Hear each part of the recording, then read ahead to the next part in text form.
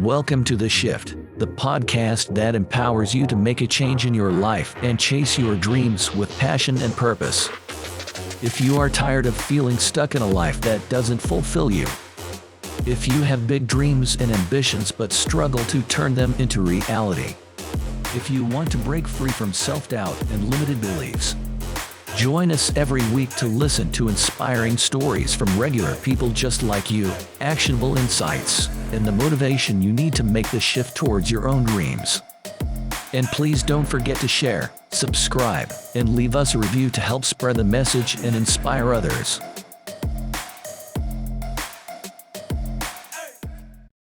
Hey guys, welcome to the next episode of The Shift. Today I have a good buddy of mine, Samir Patel. He is doing lots of awesome things. He's still on W2. He is trying to break through. And today we're going to talk about what he's doing and how he's doing it and what his goals are. Hey Samir, welcome to the show. Hey Eugene, thanks for having me on here. Yeah, my pleasure. Hey, tell us a little bit who you are, what you do, where you're at right now. Sure, yeah. So my name's Samir. I live out in Northern Virginia. I kind of got into real estate investing about 2.5 years ago. But, in conjunction to that, I have a full-time W-2 job. Like you said, I'm a data architect at AWS, so more on the tech side of things. Used to be a software developer. I've always been a technical kind of person.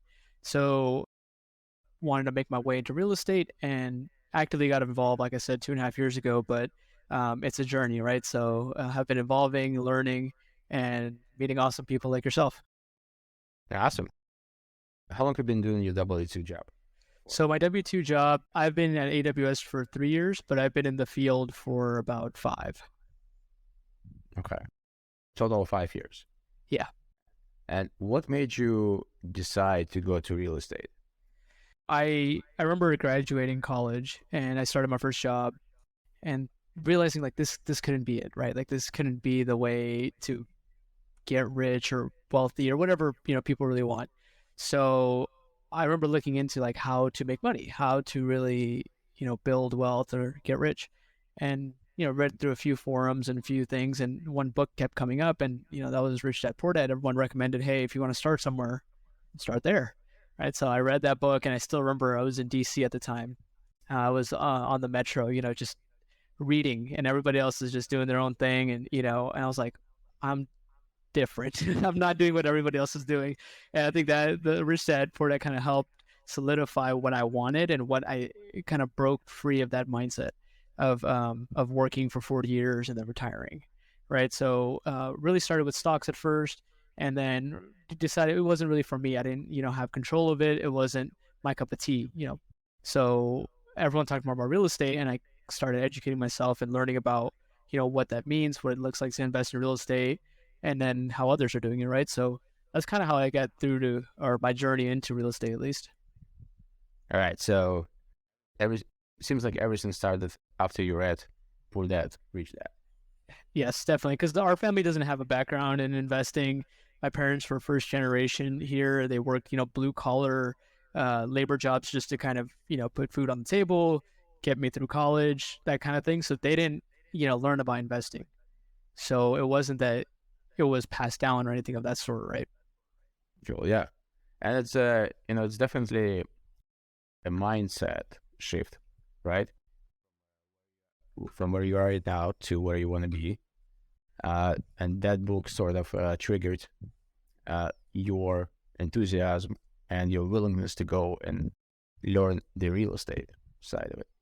100%. So, cool.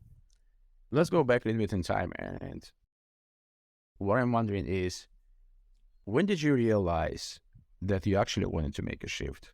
Like, what was that specific one thing that triggered you to do what you're trying to do right now?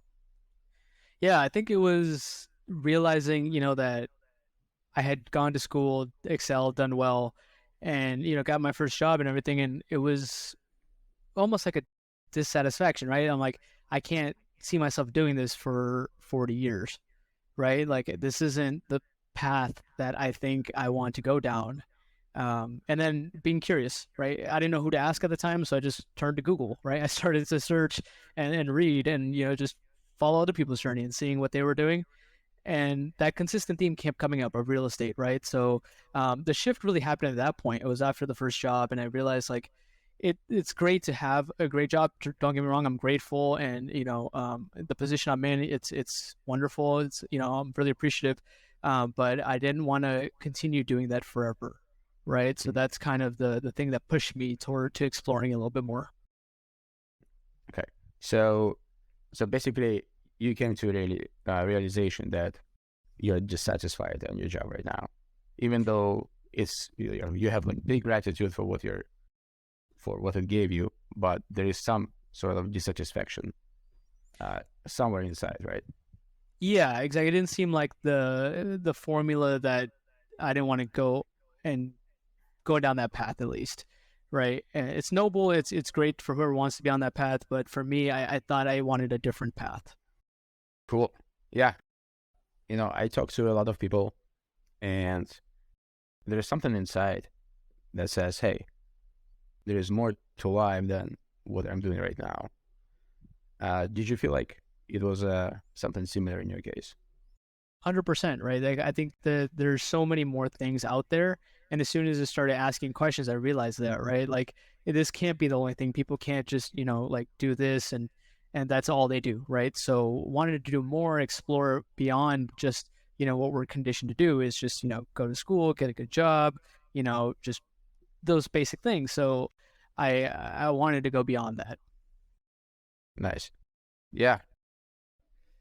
You just mentioned one interesting theme, being conditioned. And I think it's, something that probably starts from far back, right? Like how our grandmothers and grandfathers used to think. They did parents, right? And then it came to us from our parents. It's like basically like the old ways that people used to think on how the world works and what they need to do, right? 100%. Yeah, I totally agree. And, and also, just going through the school system, right? Like I did quite well in school, but it was very anti cooperation, right? It's very much like, you focus, you pass your test, you get good grades, you move on.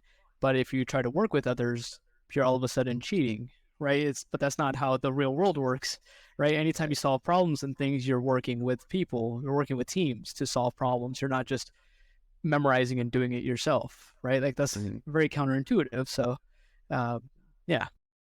100%. Love it. One of the reasons that people don't actually move forward is, they may have a limited belief, or they may have a fear, or something else is stopping them.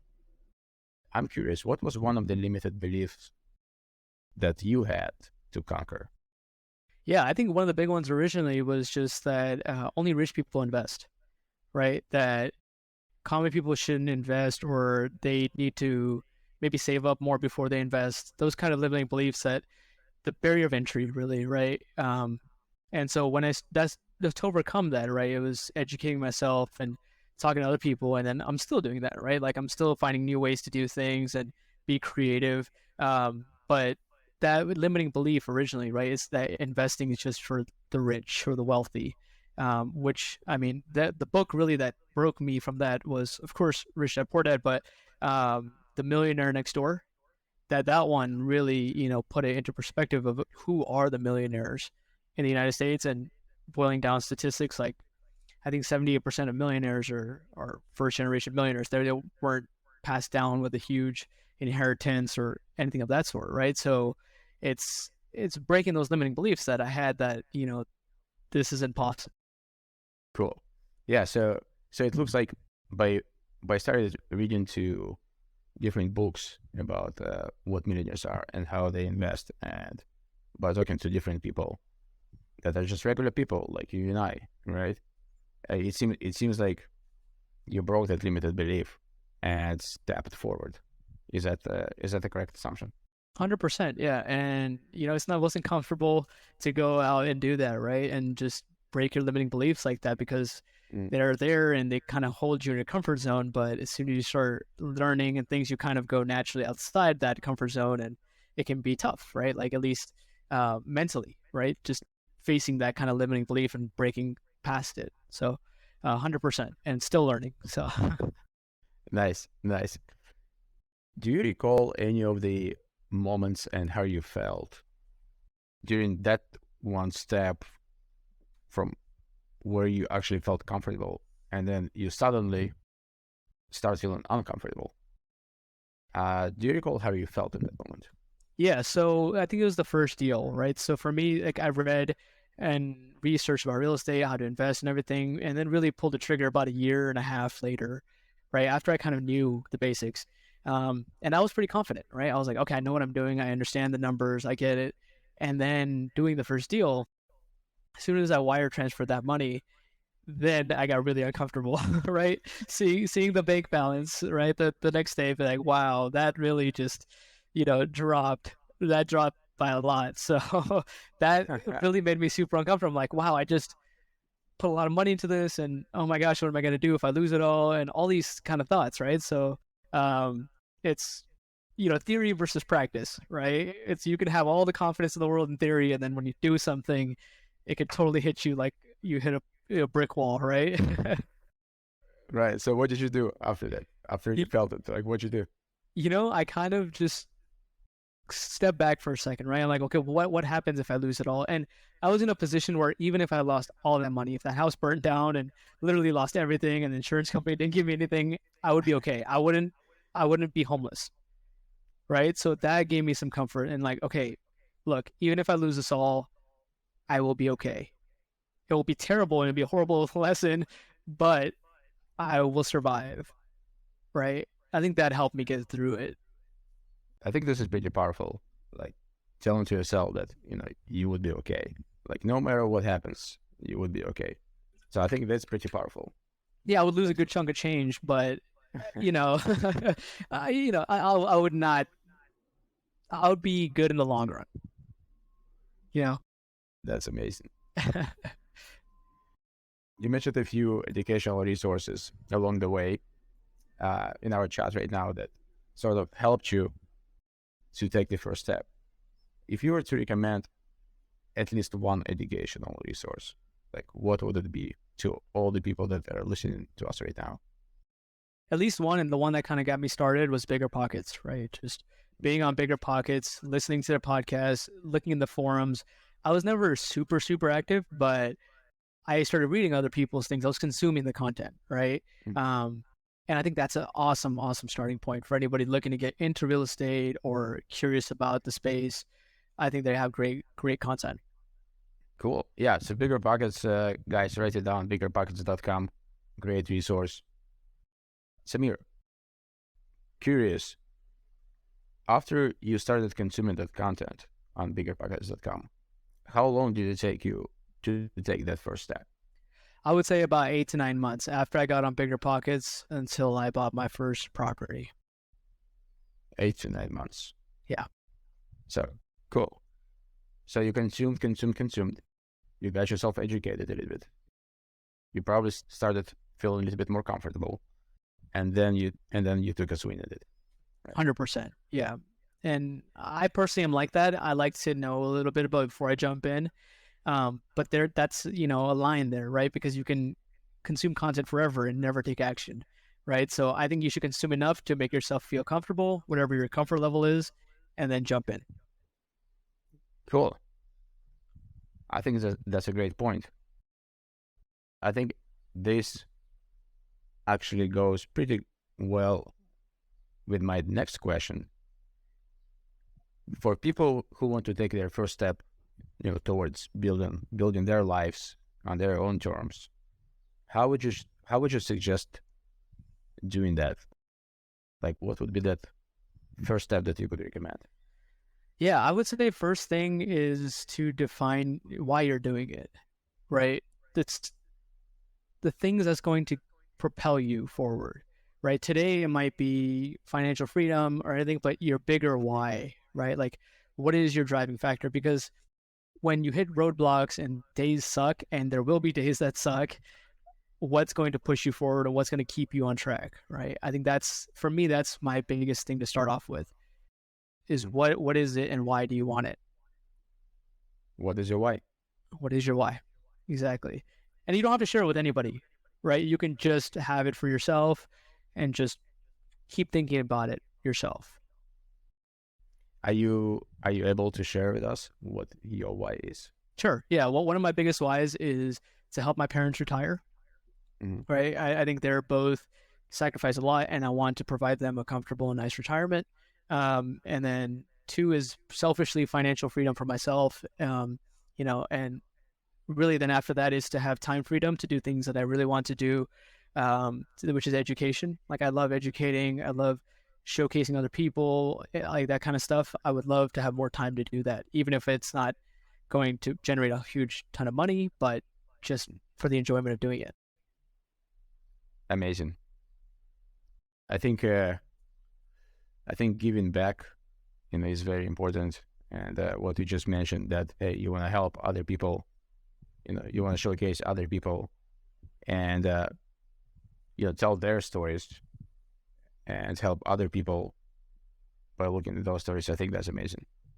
So Thank you. that's actually great. I think I'm in the same way a little bit, and I like also to give back, and that's what actually one of the reasons we're doing this podcast. Exactly. And then you just have to find other people doing what you're doing, right? Like being surrounded by awesome people like that who are of the same mindset, right? That they want to do some things that are similar, give back, grow, make a difference. Yeah, 100%.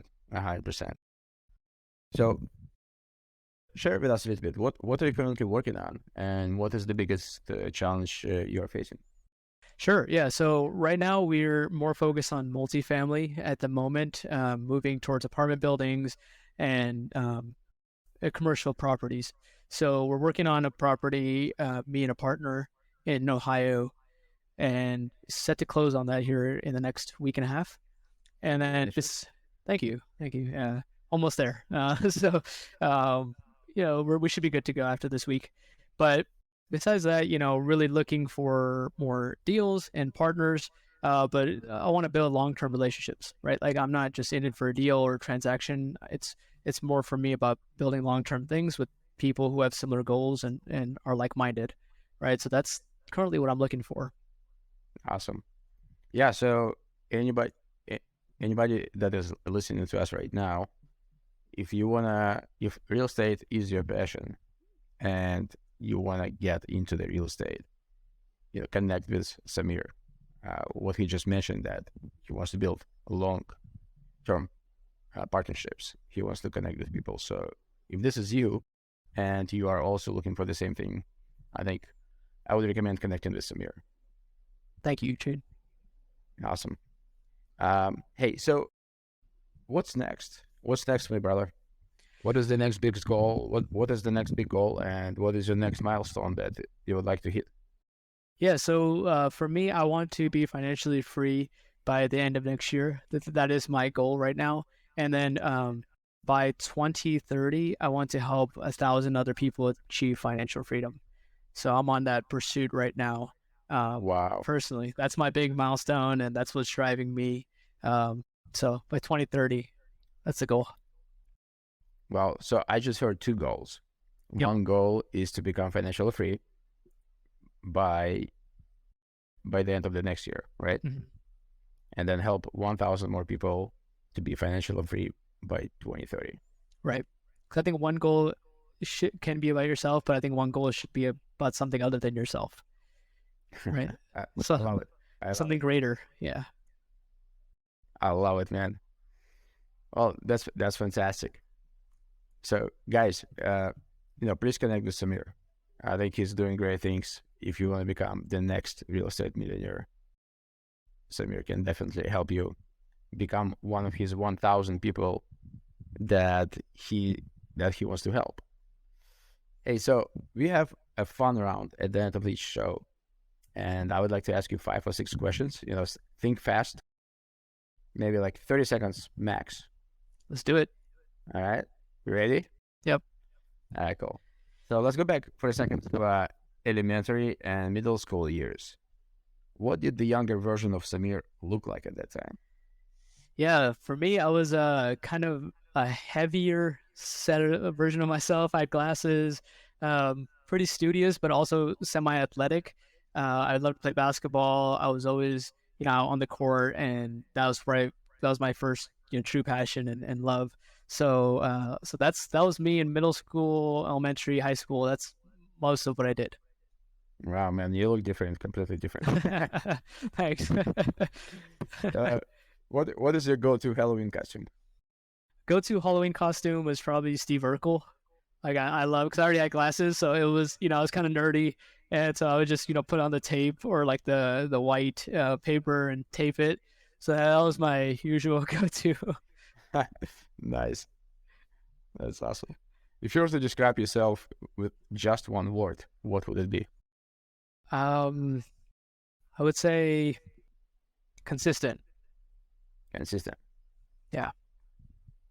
Not the smartest, but just consistent. I think that's important. Consistency is the key to success. 100%. Consistency over intensity, right? Completely agree. Fabulous, man. Fabulous. Next one is, what was the one question you always wanted to be asked by someone who interviewed you, but never did? What's one thing that you would tell your past self if you can go back and tell them?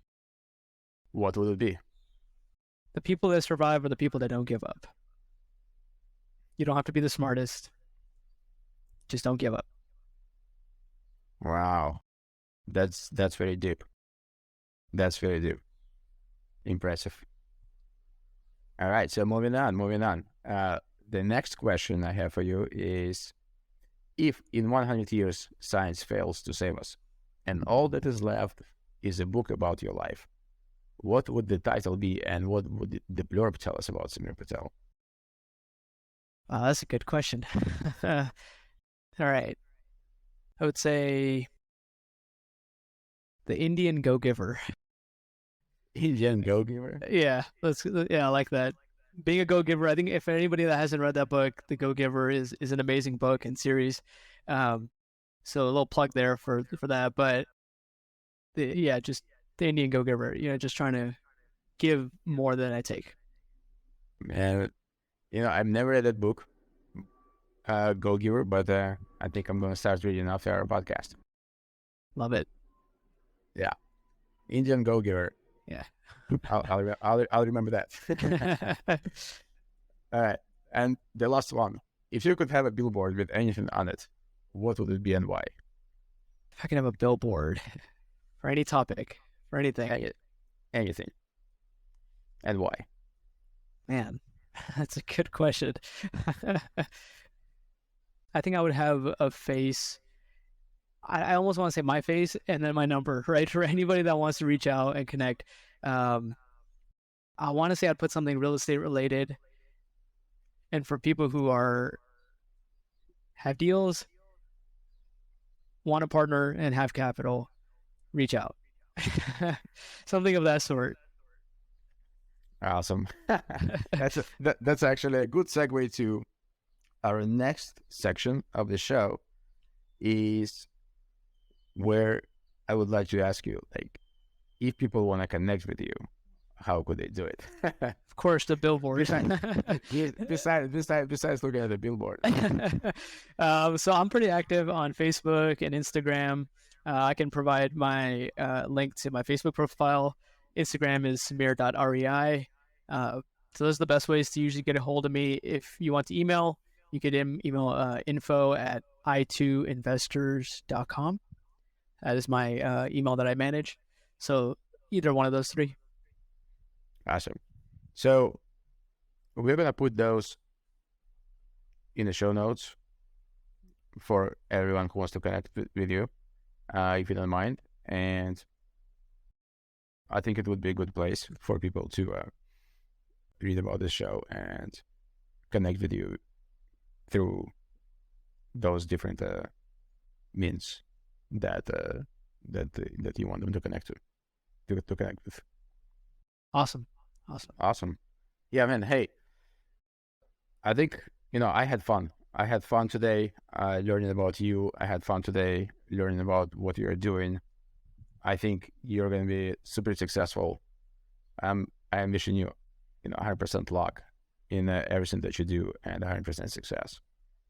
It was a great pleasure having you on the show, man. Thank you, Eugene. Thank you. I appreciate the kind words. This was a lot of fun, so appreciate it. I know you and I will be connecting very soon to talk shop. Right? Of course. So I'll be seeing you very soon, brother. Definitely, man. Take care. All right. Thanks a lot. Cheers. We hope that today's episode has inspired you to take action towards building the life you've always wanted. Don't forget to leave us a review, share, and subscribe to our podcast for more empowering stories, actionable insights, and motivation to help you make the shift towards your own dreams. Thanks again for listening to The Shift.